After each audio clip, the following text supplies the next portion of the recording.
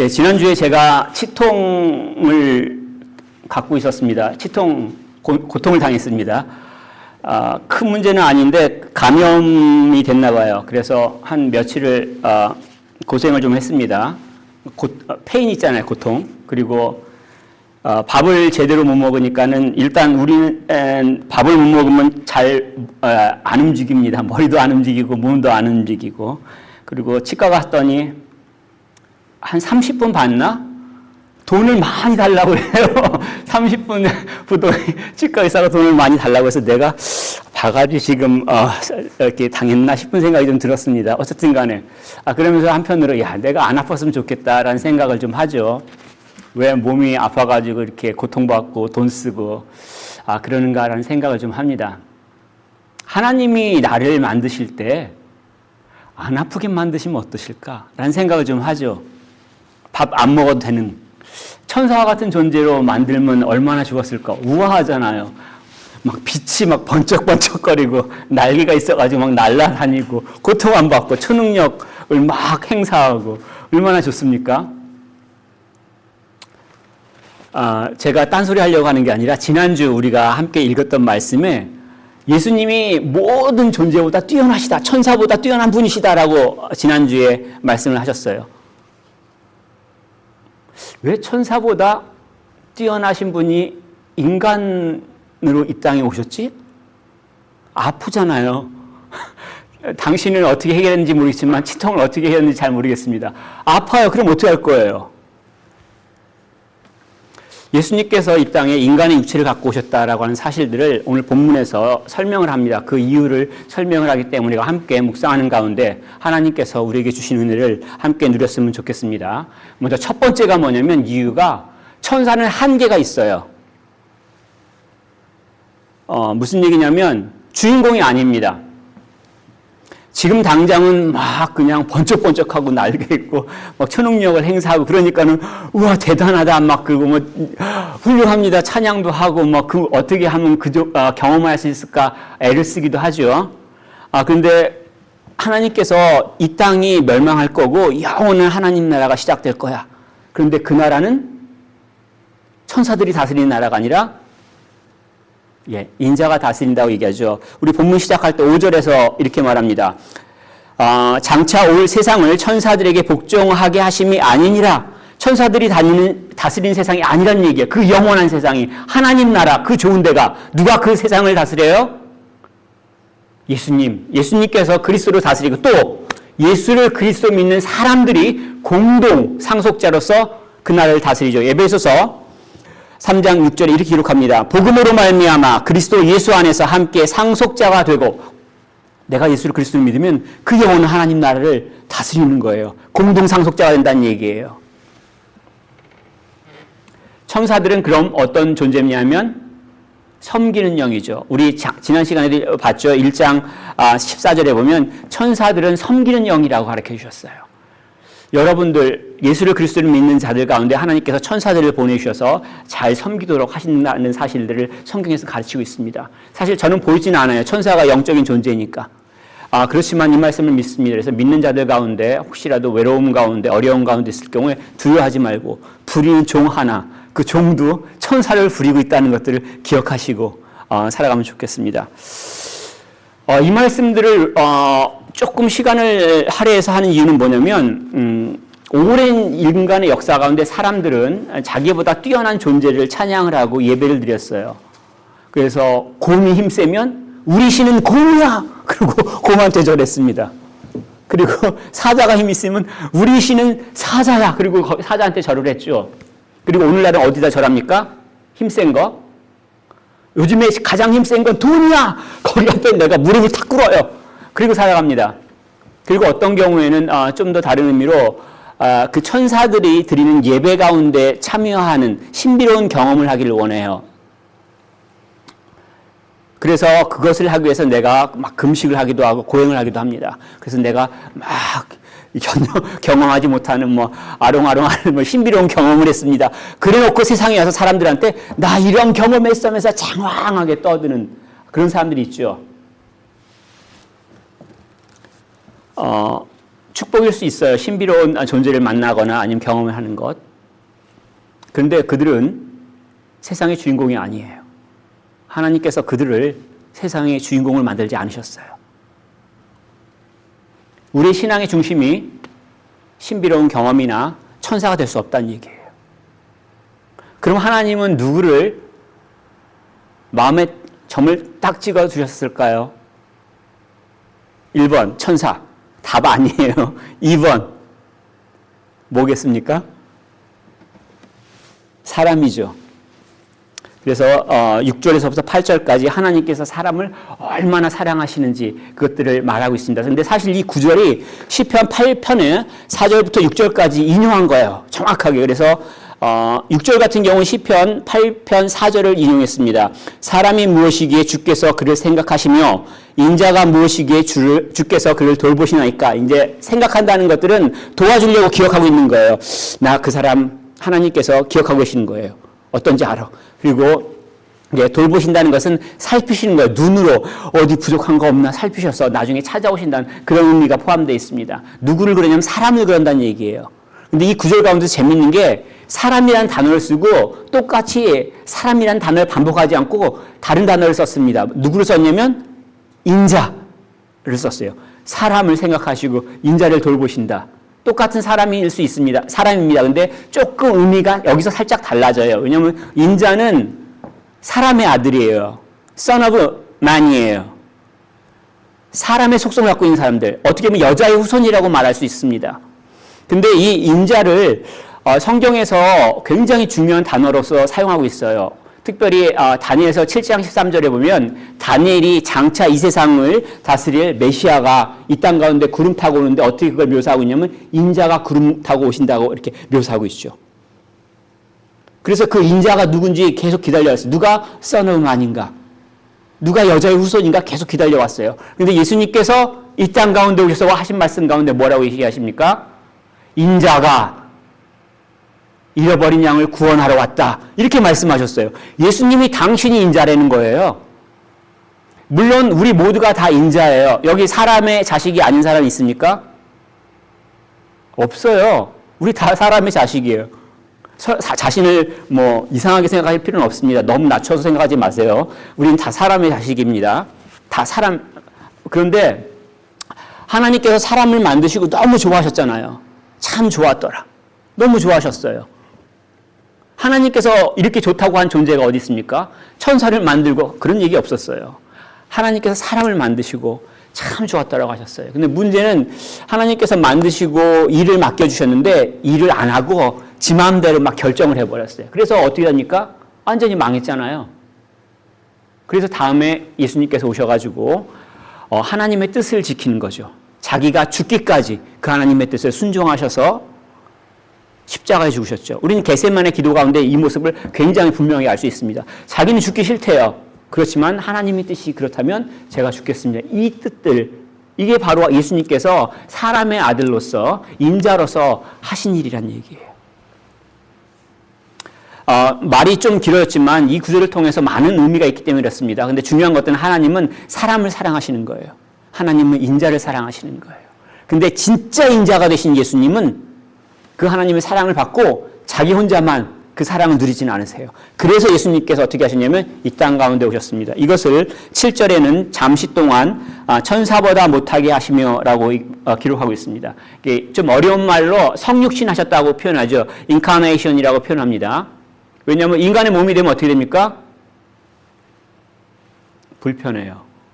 20대는 조금 괜찮습니다. 20대는 인생의 절정인 상태죠. 육체적으로. 그렇기 때문에 불편함을 좀 덜 느끼는데, 이제 30이 되고, 40이 되고, 50이 되면 자꾸 뭐가 아파요. 어디가 아프고, 고통스럽고, 내 마음대로 안 되고, 그 육신뿐만 아니라 마음도 약해져 가요. 그 불편함을 예수님께서 감당하시기 위해서 오셨다는 얘기예요. 예수님은 인간의 연약함과 그리고 인간이 갖는 그 고통들 그대로 경험하시기 위해서 이 땅 가운데 오셨다는 얘기예요. 그걸 성육신이라고 얘기를 하는 거예요. 이것들을 잘 이해할 수 있는 게 저는 그 칼릴 지브란의 책 가운데 하나가 있습니다. 그러니까 사람의 아들 예수란 책이 있습니다. 그러니까 Jesus the Son of Man 이라는 책이 있습니다. 한국말로는 사람의 아들 예수로 번역되는데 이 칼릴 지브란이 레바논 출신인데 미국에서 사실은 활동하는 작가야, 시인이며 작가였습니다. 그리고 죽었는데 그 사람이 쓴 책을 제가 대학교 때 읽었습니다. 한 30년 전이죠. 30년 더 됐습니다. 기억이 안 나요. 근데 그때 느낌은 어땠냐면, 책이 어렵다 그거였어요. 왜냐면 굉장히 시적이에요. 표현하는 그 문장이 시적이고 예언자적인 표현을 쓰고 있습니다. 그래서 보통 익숙하지 않은 글이기 때문에 정말 이해하기 힘들었는데 나중에 보면 이게 어떤 내용이냐면 예수님을 주변 사람들이 본 걸 기록한 거예요. 그러면서 예수님은 정말 인간다웠다. 정말 인간이었다. 정말 동네 아저씨였다. 이런 얘기를 하는 거예요. 그래서 예수님의 인간적인 모습을 너무나 우리가 잘 볼 수 있었습니다. 당시에는 저는 복음서만, 성경만 봤기 때문에 다른 입장에서 예수님을 설명하는 글은 처음 봤어요. 그래서 정말 놀랐어요. 그때는 사실은 그러면서 발견하지 못한 점들이 있는데 예수님이 인간이라는 사실 말고 또 다른 사실이 있죠. 뭐죠?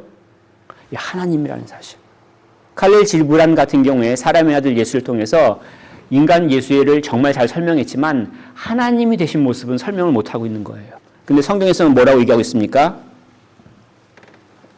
자기를 비워 종의 형체를 입으셨다라고 표현하고 있죠. 하나님이신데 그것들을 포기하시고 이 땅 가운데 인간의 모습으로 오셨다고 말씀합니다. 그러시면서 사실은 이 하나님이신 인간으로 오신 예수님이 영광을 이제 고난을 당하고 난 이후에 받으시죠. 어떻게 영광을 받으시냐면 부활하신 것. 부활하신 예수님을 우리는 묘사할 때 번쩍번쩍 묘사하죠. 근데 신학적으로는 이것이 예수님이 하신 말씀과 행동이 잘못이 없다. 이것을 증명했다라고 하는 의미로 사용하고 있습니다. 죄의 삭은 사망이니까요. 근데 죽은 자 가운데서 다시 부활했다는 것은 잘못한 게 없다는 하나님의 증명이에요. 그리고 하늘을 올리시고 하나님 우편에 앉히시는 그런 일들을 통해서 예수님을 영광을 보여주셨죠. 예수님께서 영광 가운데 있다는 것을 보여주셨습니다. 그런데 지금 당장 우리가 살아가는 일상 가운데서는 예수님이 그렇게 영광 가운데 있다거나 아니면 예수를 믿는 사람이 그런 영광을 누린다는 걸 잘 못 느낍니다. 그죠? 살아가면서 예수님도 고통당하시고 죽으시고 우리 같은 경우도 고통을 당하잖아요. 살아가면서. 예수 믿기 때문에 손해보는 거 있잖아요. 분명히 하고 싶은 말이 있는데 예수 믿기 때문에 안 해요. 분명히 상대방이 이기적으로 날 이용하고 있다는 걸 알면서도 섬길 때 정말 쉽지는 않습니다. 근데 이 현실이 왜 그럴까요? 이걸 좀 어려운 말로 지금 8절에서는 지금 우리가 만물이 아직 그에게 복종하고 있는 것을 보지 못하고 라고 표현했어요. 예수님께서 만왕의 왕이 되십니다라고 순종하지 않는다는 얘기예요. 하나님이 주신 모든 피조물들이 오직 그 중에 소수만 예수님께 순종하고 있다는 얘기예요. 왜 이런 일이 벌어졌어요? 아직 공중 권세 잡은 자가 자기가 왕인 채 하고 있어서 그래요. 사단이 자기가 왕인 채 거짓말로 사람들을 속이고 거짓말로 자기가 제일 힘세다고 하니까 사람들이 귀가 확 쏠려가지고 불순종하잖아요. 세상 풍조를 따라가요. 그게 잘하는 거라고 생각하는 거예요. 세상의 방식을 따라가는 게 이게 지혜롭고 이게 정의야 라고 생각하는 거예요. 아직은 공중권세 잡은 사탄이 왕처럼 행세하는 시기이기 때문에 그렇습니다. 그렇지만 우리가 이 가운데 정말 본질에 집중해야죠. 예수님이 인간으로 오신 이유. 9절에 죽음의 고난을 받으심으로 모든 사람을 위하여 죽음을 맛보려 하심이라. 예수님께서 인간으로 오신 건 고난받기 위해서 오신 거예요. 그 고난의 절정이 죽음이에요. 죽기 위해서 오신 거예요. 예수님이 천사로 오셨으면 안 죽어요. 천사 죽나요? 안 죽어요. 우리의 영혼 죽나요? 안 죽어요. 이걸 좀 어려운 말로 영혼 소멸설이라고 합니다. 그거 아니에요. 없습니다. 영혼 소멸되지 않습니다. 하나님께서 만드신 영원합니다. 천사로 오셨으면 죽지 못하잖아요. 그렇기 때문에 예수님께서는 인간 가운데 인간의 모습으로 오셨다는 얘기예요. 죽음의 고난을 그럼 받으신 이유는 뭐겠습니까? 예, 인간의 죄값을 인간의 몸으로 치르시기 위해서 그렇죠. 죄를 지은 자가 죄를 갚을 길이 없기 때문에 예수님이 대신 인간으로서 인간의 죄값을 치르기 위해서 오셨다고 가르치고 있습니다. 이것이 이제 10절에 보면 많은 아들들을 이끌어 영광에 들어가게 하시는 일이라고 말씀하고 있습니다. 우리 하나님의 자녀로 되는 것, 내가 죄인인데 나는 내가 볼 때 별거 아닌 존재 같아. 나는 정말 약해. 나는 정말 실패한 존재야. 나는 능력도 없어. 나는 이것밖에 안 되라는 존재를 하나님의 자녀로 바꾸시고 하나님의 나라를 주시기 위해서 하나님의 그 영광 번쩍번쩍 빛나는 자리 가운데 세우시기 위해서 예수님께서 이 땅 가운데 오셨다는 얘기예요. 그래서 그 값을 치르셨다는 얘기예요. 그 못난 값, 그 죄값, 그 거짓말 값, 실패한 값을 치르셨다는 얘기예요. 고난을 통하여 온전하게 하셨다라고 얘기를 하고 있습니다. 고난을 통해서 영광을 받으신다는 얘기입니다. 그래서 이사야 선지자 같은 경우에는 이사야 52장, 53장에 예수님을 메시아를 어떻게 설명하냐면 고난받는 종이다라고 하면서 설명하고 있잖아요. 사실 이것들을 우리가 잘 받아들이기 쉽지 않습니다. 의도적으로 받아들이지 않으려고 하는 사람들도 있습니다. 왜냐하면 우리는 공짜 영광이 좋거든요. 공짜가 좋지 막 고난받고 애쓰고 힘쓰고 피 흘리고 죽기까지 하면서 무슨 고난, 공짜로 한 번에 그냥 딱 해가지고 구원받는 게 낫지 않습니까? 혹시 지금 제 말에 동의하시는 분들 속으로 잘 생각하십시오. 그게 하나님의 뜻인가, 하나님의 방식인가, 사단의 방식인가 잘 구별하셔야 됩니다. 세상 사람들도 공짜에 담긴 위험성을 알고 있습니다. 공짜는 없다라고 얘기하죠. 그래서 그런 말 혹시 있죠. There is no such thing as a free lunch. 제가 영어하니까 눈 동그래져서 쳐다보시는데 번역하면 공짜 점심 없다 이 얘기예요. 밀튼 프리드만이라는 경제학자하고 다른 경제학자가 사실은 이제 대담 가운데 한 말이죠. 미국 서부 개척 시대에 술집에서 술을 마신 사람들한테는 공짜 점심을 줬대요. 그랬더니 카우보이들이 어떻게 합니까? 우와 신났다. 우리 공짜 점심 먹는다. 먹으러 가자. 술 막 먹고 다음에 공짜 점심이다. 그렇게 했어요. 근데 밀턴 프리드만하고 다른 경제학자가 무슨 말을 하냐면 공짜 점심은 없다. 왜냐하면 이미 술값 가운데 점심값이 포함되어 있는 거예요. 그러니까 카우보이들은 굉장히 비싼 술값을 내고 나는 공짜 점심 먹는다. 이런 바보짓을 하는 얘기예요. 우리나라도 마찬가지인데 사실은 이게 쉽진 않습니다. 왜냐하면 우리나라도 전쟁, 6.25 전쟁 이후에 무상 지원이 있었습니다. 좀 말이 좀 어렵죠. 그러니까 공짜로 줬어요. 밀가루도 공짜로 주고 설탕도 공짜로 주고 초콜릿도 기부 이 표현이 그때 나온 표현이에요. 미군들이 막 차 타고 가면서 초콜릿 막 던져주면 아이들이 막 코 질질 흘리면서 공짜 초콜릿 받았다. 그 시절이 있었어요. 이게 언제까지겠습니까? 놀랍게도 한국에서는 1990년대까지 무상 지원이 있었어요. 물론 90년대에는 어떤 형식이었냐면 무료 교육, 또 무료 기술 제공 이런 형식으로 무상 지원이 이루어졌습니다. 오늘날 기술에 돈도 받죠. 로열티. 90년대까지 한국은 사실은 무상 지원을 받았던 나라예요. 그래서 90년대에서 2000년대로 바뀌면서 이제 무상 지원을 받지 않고 오히려 이제 다른 나라를 도와준 나라로 바뀌었는데 무슨 말이냐면 우리가 페이한 게 있어요. 무상 지원 받으면서 우리나라가 페이한 게 뭔지 혹시 아시나요? 제가 여러분들 이념화 교육을 시키려는 건 아닙니다. 근데 자주 독립국가라면 자기의 그 생존은 자기가 지켜야 돼요. 근데 우리나라는 어떻습니까? 전쟁이 나면 누가 작전권을 행사하죠? 굉장한 문제입니다. 자주 독립국가는 자기가 결정합니다.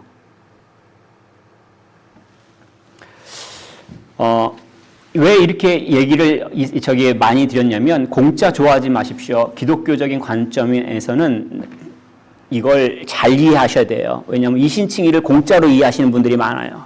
이신칭의 공짜라고 얘기할 때 조심할 점이 있습니다. 무슨 얘기냐면 이거는 우리가 돈을 낼 수가 없는 거예요. 너무 귀한 거예요. 너무 비싼 거예요. 우리가 아무리 노력을 하고 우리가 아무리 돈을 들이고 우리가 어떠한 걸 해도 회의할 수가 없어요. 그래서 하나님께서 공짜로 주신 거예요. 그걸 우리가 그냥 오해하면 안 돼요. 그리고 이걸 주시기 위해서 어떤 일이 벌어지냐면 하나님이 가장 사랑하시는 예수님을 희생한 거예요.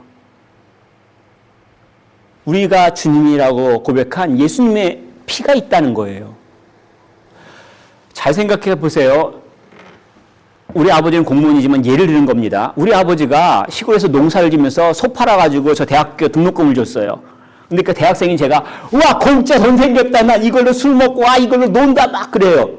그럼 저는 어떤 사람입니까? 그 공짜가 공짜예요?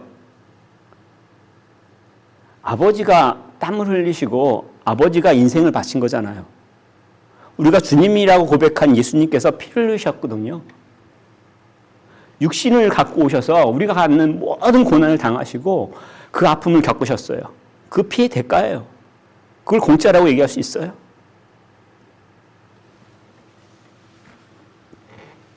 그래서 예수님을 믿는 자들에게 자기를 부인하고 자기 십자가를 지라고 얘기를 하시죠. 조심하셔야 됩니다. 물론 이게 쉽지는 않습니다. 왜냐하면 우리의 본성은 죄로 인해서 사실 자기중심적이고 이기적이에요. 그리고 이렇게 예수님을 따라가려고 할 때 실패해요. 이게 정상입니다. 정상이라는 말이 좀 이상한 말이지만 예수님처럼 내가 다른 사람을 사랑하고 무조건적으로 도우려고 할 때 이게 실패하는 경우가 많아요. 화가 날 때가 많아요. 갑자기 속에서 확 그냥 이거 그냥 한번 하는 마음이 솟을 때가 있어요. 이게 우리 사람이라는 얘기죠. 근데 그것조차 우리는 사실은 오해할 수가 있어요. 그러니까 나는 아직 거룩하지 못한 사람이야. 나는 정말 그것밖에 안 돼라고 말하잖아요. 굉장한 교만이에요. 말할 수 없는 교만입니다. 왜냐하면 내가 실패했으니까 나는 그것밖에 안 돼 하고 말하잖아요. 근데 하나님은 뭐라고 말하시는 거예요? 사랑한다. 내가 너 좋아. 내가 너를 위해서 죽기까지 나는 너를 사랑해. 이렇게 말씀하시거든요. 근데 자기가 뭐라고 넌 실패했잖아. 넌 키가 그것밖에 안 돼. 넌 그 인생이 그거야. 이렇게 비난할 수 없잖아요. 이것을 11절에 이렇게 말씀하십니다. 거룩하게 하시니가 거룩하게 함을 입은 자들이 다 한 근원에서 난지라. 그러므로 형제라 부르시기를 부끄러워하지 아니하셨다. 이 거룩하게 하시는 이는 하나님을 말합니다. 구약 성경에서 하나님을 거룩하신 분, 내가 거룩하니 너희도 거룩하라. 내가 너희를 거룩하게 하겠다. 그러니까 너희들은 율법을 지켜야 이렇게 말씀하시거든요. 그런데 지금 여기 본문에서는 예수님을 말합니다. 왜냐하면 예수님께서 거룩하게 만드셨어요. 구약에서 거룩하게 만드는 방법 중에 하나가 뭐냐면 제사장이 짐승을 죽여서 그 피를 뿌리는 거예요. 그래서 장막절 때, 욤키푸, 구속의 날 때 피를 뿌리고 우리 거룩하게 한 다음에 하나님을 만나러 갈 수 있는 거예요. 근데 지금 예수님께서 십자가에 죽으신 그 피로 우리를 뿌리셨기 때문에 믿는 자들 가슴 가운데 뿌리셨기 때문에 거룩하게 된다는 얘기예요. 그로 인해서 우리가 어떠냐면 하나님과 가족이 돼요. 예수님의 형제자매가 되는 거예요. 우리 한국 사회에서는 혈연 관계가 굉장히 중요합니다. 너 무슨 김씨야? 너 학교 어디 나왔어? 너 어디 지역이야? 이런 공동체를 강조를 합니다. 나쁜 것만은 아닙니다. 하지만 나쁜 것도 있습니다. 잘 구별하셔야 돼요.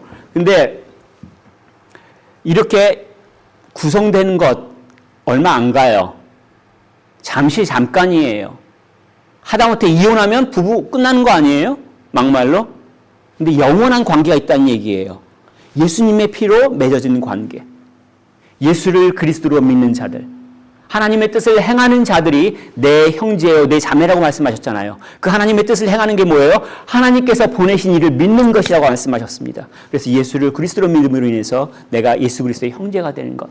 하나님의 식구가 된다는 얘기예요. 이 축복을 주셨다는 얘기예요. 이걸 주시기 위해서 예수님께서 이 땅 가운데 사람으로 오셨다는 얘기입니다. 근데 이렇게 만약 거룩함을 입었다면 해야 할 바가 있습니다. 11절에 보면 내 형제들에게 선포하고 내가 주를 교회 중에서 찬송하리라. 예수님께서 그리스도라는 사실을 나눈다는 얘기죠. 그리고 교회 중에서 찬송하리라고 얘기합니다. 이 교회가 원래 그리그로는 에클레시아라는 단어로는 사람들이 모인 걸 말합니다. 근데 특별히 성경에서는 이것을 예수를 그리스도로 고백한 사람들의 모임을 교회라고 얘기하는 거예요. 다 안다는 것처럼 이렇게 말씀하시는 거죠. 자, 그럼 문제를 내겠습니다. 자, 신천지 교회입니까? 아닙니까? 만약에 교회라고 말씀하시면 굉장히 심각하신 분이에요. 아닌 거 아시죠? 교회라고 하지만 교회가 아니죠. 조심하셔야 돼요. 예수를 그리스도로 고백한 사람들의 모임을 교회라고 하는 거예요. 자, 그럼 그 가운데 누가 찬양받아야 됩니까? 주님이 찬양받아야 돼요. 너무 당연한 거 자꾸 질문하니까 이상하죠. 왜냐하면 우리가 살아가는 현실 가운데 그렇지 않기 때문에 그렇습니다. 주님이 찬양받는 거예요. 예수님이 그리스도라는 것. 예수님께서 그 십자가에 죽으신 것, 예수님께서 인간의 몸으로 이 땅 가운데서 고난받으신 걸 우리가 기억하고 찬양하는 게 바로 우리의 찬양이 되고 예배가 돼야 되잖아요. 근데 많은 경우에 그렇지 않아요. 교회에서 찬양받는 존재가 누굽니까? 조금 바꾸겠습니다. 교회에서 제일 높은 사람이 누구예요? 누구가 말을 하면 결정이 됩니까? 저를 보시는데 우리 교회는 아닙니다. 뭐 대부분 많은 사람들이 오해를 해서 목사로 오해하는 경우가 있습니다. 그래서 목사가 겸손해지면 없습니까? 세상에 집사가 그런 경우도 있습니다. 집사가 최종 결정을 하는 데도 있습니다. 근데 예수님의 말씀이 최종 결정이 돼야 되잖아요. 그래서 우리가 말씀을 배우는 거잖아요. 말씀을 모르는데 우리가 어떻게 알겠습니까? 교회의 뜻도 모르는데 어떻게 결정하겠습니까? 그래서 말씀을 배우는 게 거기 있습니다. 그리고 우리가 찬양을 할 때 언제 찬양하죠? 내가 기쁠 때 찬양합니까? 기분이 지금 좀 이상해. 우리 특별히 영국에서 겨울을 지내다 보면 다 이렇게 가라앉잖아요. 겨울에는 찬양하지 않습니까? 아니에요. 내 기분이 가라앉을 때나, 내가 고통 가운데 있을 때나, 내가 기뻐할 때나, 내가 행복할 때나 주님을 찬양하는 거예요. 내 영혼아 일어나라. 주님을 바라봐라. 일어나라. 그 영혼을 권면하여 언제든지 주님을 찬양하는 것. 그것이 바로 거룩함 받은 자들 해야 바란 얘기예요. 예수님께서 성육하신 목적은 두 가지가 있습니다. 14절에 보게 되면 사망의 권세를 잡은 마귀를 멸하셨다라고 가르쳐주고 있습니다. 인간의 몸으로 인간의 운명인 죽음을 극복하셨잖아요. 자, 그러면 어떻게 합니까? 사탄이 죽음을 가지고 겁을 줍니다. 너 죽여! 그러는데 겁먹어도 돼요? 겁먹어도 되긴 하는데 필요 없죠. 사망아 내 쏘는 것이 어디 있느냐? 죽여도 다시 하나님께서 일으켜 세우시는데 그 죽음이 무슨 힘이 있겠다는 얘기예요. 예수님께서 이걸 증명하시고 예수를 믿는 자들에게 이러한 축복을 주신다고 하신 거 아니에요. 내가 지금 희망이 끊어진 것 같아도 전혀 새롭게 하신다는 얘기예요. 이 세상이 죄로 인해서 정말 타락하고 무슨 투성이에 이해할 수 없고 분노가 치밀어도 이걸 바꾸시겠다는 얘기예요. 전혀 새로운 하늘로, 전혀 새로운 땅으로 바꾸시겠다는 얘기예요. 이 성육신의 두 번째 목적은 뭐냐면 그러한 사탄이 갖고 있는 최고 무기, 죽음을 무력화시킨 것. 두 번째는 뭐냐면 그 죽음을 무서워하는 자들을 해방시켜주는 거죠. 15절에 또 죽기를 무서워함으로 한평생 매여 종로로 타는 자들에게 종로로 타는 모든 자들을 놓아주려 하심니 죽음을 무서워하는 자들을 해방시켜 주고자 하신다는 얘기죠. 예수님께서 이 땅 가운데 인간의 몸으로 오셔서 인간으로서 고통을 받으시고 죽음을 받으셨던 그 이유가 여기에 있죠. 그래서 우리가 하나님 앞에 설 수 있어서 예수님을 대제사장이라고 부르잖아요. 그러면 이게 우리가 살아가는 오늘 어떤 의미가 있겠습니까? 그냥 찬송하고 말씀 듣고 끝나는 건가요? 아니죠. 마지막 18절에 분명히 가르쳐주고 있습니다. 그가 시험을 받아 고난을 당하셨은즉 시험 받는 자들 능히 도우실 수 있느니라. 예수님이 인간으로 고난을 받으셨어요. 우리랑 똑같은 육체를 가지고 고통을 받으셨다는 얘기예요. 힘들면 피곤하고 짜증나고 아프면 고통스럽고 배신당하면 그 마음을 어찌할 바 모르고 그것들을 모두 경험하셨다는 얘기예요. 광야 시험 당할 때 극한적인 상황에서 시험 받았잖아요. 밥 먹는 문제가 세상에서 제일 중요하지 않아요? 그거 가지고 시험 받았잖아요. 자기 명예가 제일 중요하지 않아요? 자기 마음대로 하는 게 제일 좋잖아요. 다 시험 받았잖아요. 사역을 시작하시면서 사람들한테 아무리 3년을 가르치셨잖아요. 몇 번을 반복하셨겠어요? 사람들은, 제자들은 이해를 못하고 자꾸 자기가 높다고, 자기가 제일 간다고 싸우고, 사람들은 오해하고 배신당하고.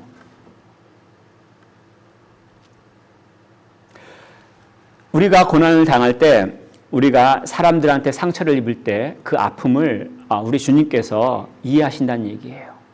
그 아픔을 살펴주신다는 얘기예요. 그 아픔을 치유하실 수 있다는 얘기예요. 그래서 야고보 사도가 이렇게 얘기합니다. 너희 중에 고난 당하는 자가 있느냐? 그는 기도할 것이요. 즐거워하는 자가 있느냐? 그는 찬송할지니라. 아멘. 예수님께서 이 땅 가운데 고난받기 위해 인간으로 오셨습니다. 그래서 사탄의 세력을 무력화시켰죠. 죽음을 무력화시키셨어요. 그리고 죽음을 두려워하는 자들을 해방시키셨어요.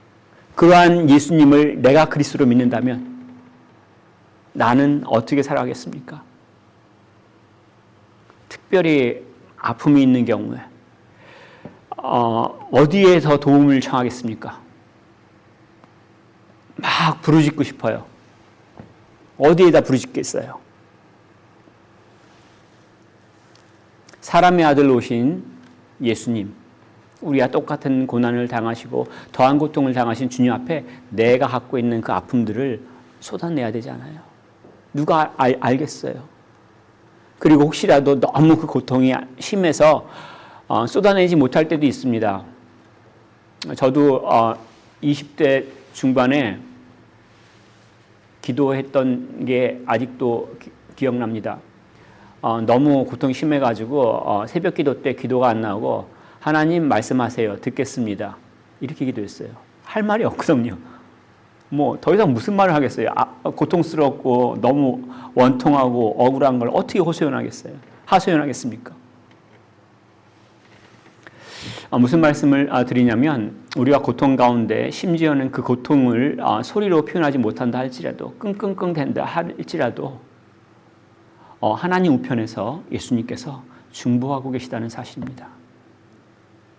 기억하십시오. 예수를 그리스도로 믿는 자들이라면 그 주님을 기억하시고 또 그 주님께 또 우리의 마음들을 쏟아볼 수 있으면 좋겠습니다.